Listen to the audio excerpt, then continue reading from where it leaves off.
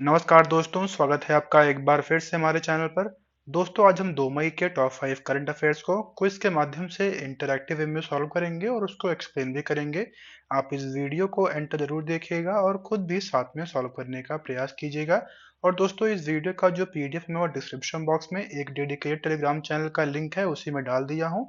आप वहां पर जाकर उसको डाउनलोड करके पढ़ सकते हैं। तो आइए शुरुआत करते हैं। हमारा पहला करंट अफेयर है, अंतर्राष्ट्रीय श्रम दिवस कब मनाया जाता है? ऑप्शन देख लीजिए आप। ए 22 मार्च, बी 1 अप्रैल, सी 1 मई, डी 14 सितंबर। आपने इस क्वेश्चन को पढ़ लिया होगा दोस्तों। इसका जो करेक्ट आंसर है वह है सी 1 मई। दोस्तों, 1 मई को हर वर्ष अंतर्राष्ट्रीय श्रम दिवस मनाया जाता है और जिसको कल ही जो है पूरे विश्व में मनाया गया। दोस्तों, अगर हम बात करते हैं यह सबसे पहली बार कब मनाया गया था, दोस्तों सबसे पहली बार 1886 मनाया गया था, जब अमेरिका के जो मजदूर यूनियन थे उन्होंने ये मांग की थी कि जो उनके काम करने का जो घंटा है वह जो है 8 घंटे से ज्यादा नहीं होना चाहिए। तो दोस्तों, उसके बाद हुआ क्या था कि इस हड़ताल के बाद वहां के जो एक शिकागो शहर है उसी के मार्केट में एक बम धमाका हुआ था।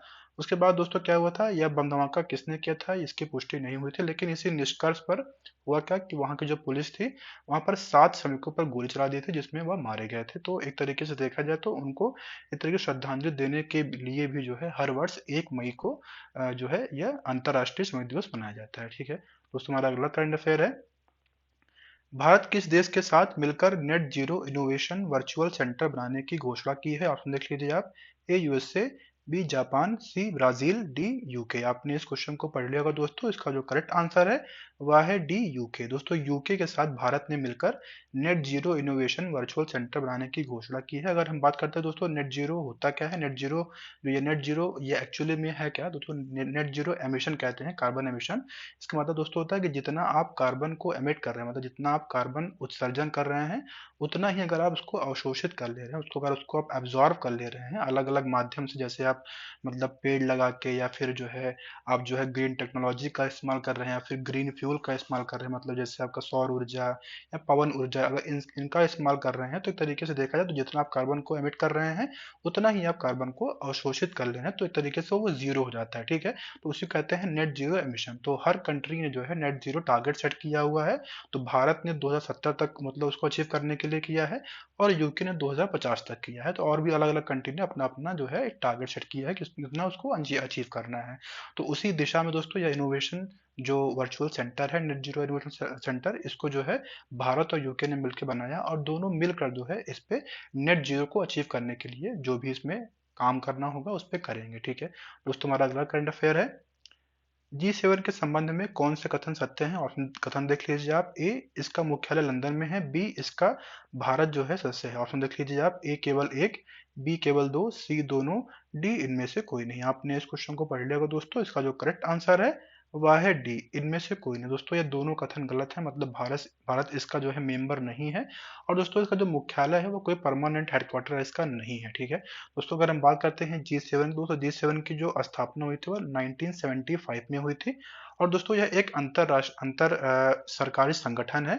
और दोस्तों, अगर इसके मेंबर्स की बात करें तो इसमें इसके मेंबर जो है दोस्तों यूके है, Canada, France, Germany, Italy, Japan और अमेरिका। दोस्तों, रूस भी एक बार 1997 में इसको ऐड किया गया, तब भी जो है दोस्तों G7 से G8 हो गया था। ठीक है, और लेकिन उसके बाद 2014 में दोस्तों जब यूक्रेन पे रशिया ने हमला कर दिया था और उसका जो क्रीमिया टेरिटरी था उसको कैप्चर कर लिया था, अब तो काफी टेरिटरी को है कैप्चर कर लिया है।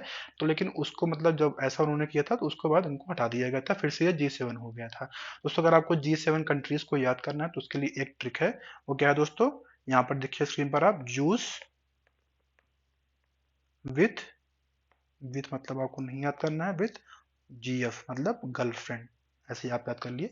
जोस विथ गर्लफ्रेंड। ठीक है दोस्तों, यहाँ पे जे क्या है? जे है जापान, यू क्या है? यूएसए, आई क्या है? इटली, सी क्या है? कनाडा, ई इंग्लैंड, जिसको आप यूके कह सकते हैं। ठीक है, और जी क्या है दोस्तों? जर्मनी, एफ क्या है? फ्रांस। तो ऐसे आप इसके मेंबर्स को याद कर सकते हैं। कभी कभी ऐसा मिलान करने के लिए पूछ लेते हैं, या फिर ऐसा पूछ सकते हैं कि कौन सा मेंबर G7 का नहीं है। ठीक है दोस्तों, हमारा अगला करंट अफेयर है, हाल ही में किस देश ने रतन टाटा को अपने सर्वोच्च नागरिक सम्मान से सम्मानित किया है? ऑप्शन देख लीजिए आप। A USA, B France, C UK, D Australia. आपने इस क्वेश्चन को पढ़ लिया होगा दोस्तों। इसका जो करेक्ट आंसर है वह है डी ऑस्ट्रेलिया। दोस्तों, ऑस्ट्रेलिया ने रतन टाटा जो कि टाटा ग्रुप के चेयरमैन हैं, उनको जो है ऑस्ट्रेलिया गवर्नमेंट ने जो उनके देश का सर्वोच्च नागरिक सम्मान है जिसको ऑर्डर ऑफ ऑस्ट्रेलिया कहते हैं, उससे उनको सम्मानित किया है। और दोस्तों ऐसा क्यों किया है दोस्तों? क्योंकि ऐसा उनका मानना है, ऐसा मतलब उन्होंने मतलब ये पुष्टि की है कि जो ऑस्ट्रेलिया और भारत के बीच में जो भी व्यापार संबंध है उसको मजबूत करने के लिए इन्होंने काफी वर्क किया है। ठीक है दोस्तों, हमारा अगला करंट अफेयर है,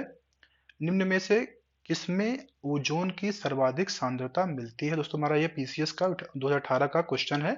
इसको आप देखिए, इसके ऑप्शन देख लीजिए आप। ए ट्रोपोस्फियर क्षोभ मंडल, बी स्ट्रेटोस्फियर समताप मंडल, सी मेसोस्फियर मध्य मंडल, डी एक्सोस्फियर बहिर्मंडल। आपने इस क्वेश्चन को पढ़ लिया होगा दोस्तों। इसका जो करेक्ट आंसर है वह है बी स्ट्रेटोस्फियर। तो यह समताप मंडल में सबसे ज्यादा ओजोन पाया जाता है। दोस्तों अगर हम बात करते हैं तो जो यह स्ट्रेटोस्फियर है, जो इसका लेंथ क्या है दोस्तों, यह जो क्षोभ मंडल होता है मतलब जो ट्रोपोस्फेयर होता है उसके मतलब ठीक ऊपर से लेके 50 किलोमीटर तक यह एक तरीके से इसका पूरा एक्सपेंस होता है। और दोस्तों यहीं पर ओजोन परत सबसे ज्यादा पाई जाती है। दोस्तों जो ये ओजोन परत है, या मेनली जो अल्ट्रा वायलेट रेज होती है, मतलब जिसको हम पराबैंगनी किरणें कहते हैं, उसको अवशोषित कर लेती है, मतलब ताकि वो पृथ्वी पर जो है डायरेक्टली हमारे स्किन पे ना आए, हम उसका डायरेक्ट डायरेक्ट कॉन्टैक्ट में ना, क्योंकि उसके हम डायरेक्ट कॉन्टैक्ट में आते हैं तो हमको तरह तरह की बीमारियां हो सकती हैं, जैसे कि स्किन कैंसर भी इससे हो सकता है। ठीक है दोस्तों, इसीलिए जो है देखिए आप, ओजोन जो है सबसे ज्यादा यहाँ पर पाया जाता है, तो ये आप ध्यान दीजिएगा दोस्तों। हमारा ये हुआ आज कुछ इंपॉर्टेंट करंट अफेयर।